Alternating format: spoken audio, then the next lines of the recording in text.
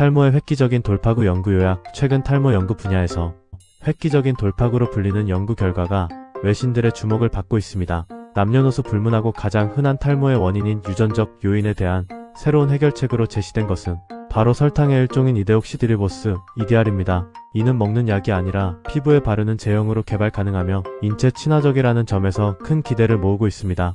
EDR, 이데옥시드리보스는 무엇인가? 이데옥시드리보스는 우리가 흔히 아는 설탕과는 다른 탄소 원자가 5개인 오탄당의 한 종류입니다. 놀랍게도 이 당은 DNA를 구성하는 핵심 성분 중 하나입니다. DNA는 우리 몸의 설계도와 같은 역할을 하며 세포와 조직을 구성하는 중요한 요소인데 EDR은 바로 이 DNA의 벽을 이루는 중요한 설탕이라고 할 수 있습니다. 현재는 연구실용 화학 약품으로만 구매 가능하며 일반 가정용 설탕과는 전혀 다릅니다. 우연한 발견 상처 치유 연구에서 시작된 탈모 치료의 가능성. 이 연구는 처음부터 탈모 치료를 목표로 시작된 것이 아니었습니다.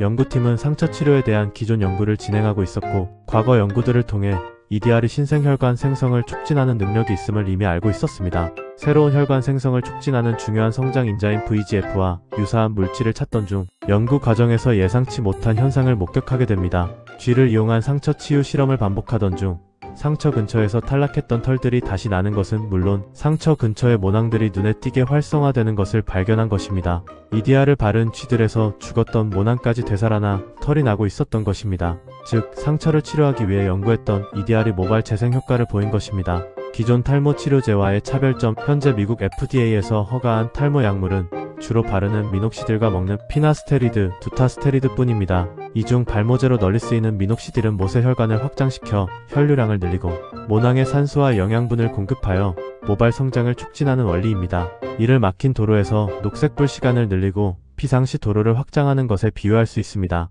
일시적으로 넓게 만들어 빨리 지나갈 수 있게 하는 것이죠.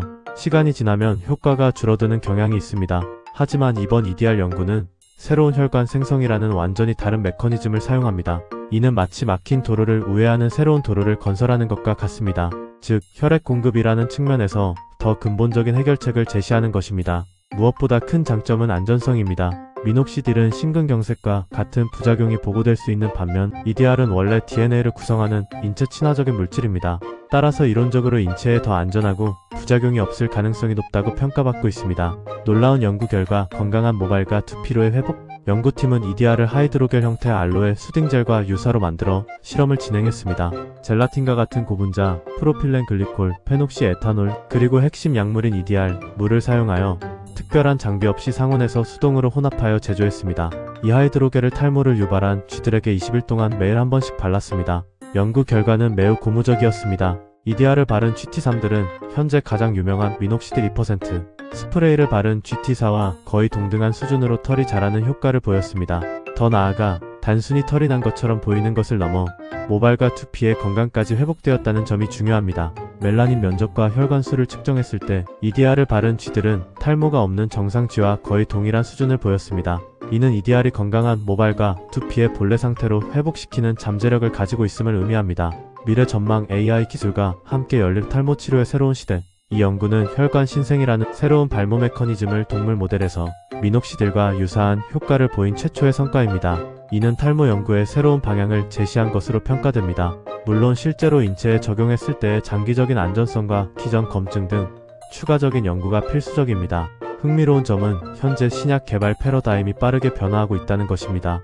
AI 기술의 발전 덕분에 FDA 승인을 위한 시간과 비용이 획기적으로 단축될 가능성이 커지고 있습니다. 전문가들은 AI가 생명과학 분야의 판도를 바꾸고 있으며 과학 연구의 패러다임 자체가 바뀌고 있다고 평가합니다. 젠슨 황 엔비디아 CEO가 다시 태어난다면 생명공학을 전공할 것이라고 말했듯이 AI와 바이오 기술의 융합은 탈모 치료를 포함한 의학 분야의 혁명적인 변화를 가져올 것으로 예상됩니다. 하버드대 의생명정보학 초대 학과장인 아이작 코한 교수의 말처럼 다음 의료혁명은 실험대에서 나오지 않는다. 알고리즘에서 나올 것이다. 라는 전망처럼 10년 내에는 탈모도 정복될 수 있다는 낙관적인 기대가 커지고 있습니다. 10년 후를 기대하며 구독과 좋아요 꾹 눌러주세요.